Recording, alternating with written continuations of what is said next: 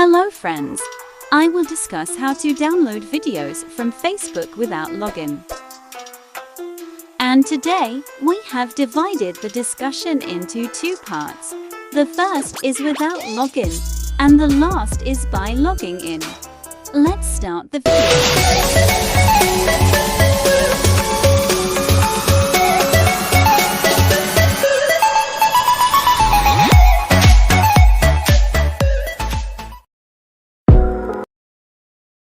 If you want to do without login, first copy the link of the video on Facebook. Then apps have to come and press the link. Apps are given in the link description box. You can download from there. Number 2 is direct download by logging into apps with Facebook number and password.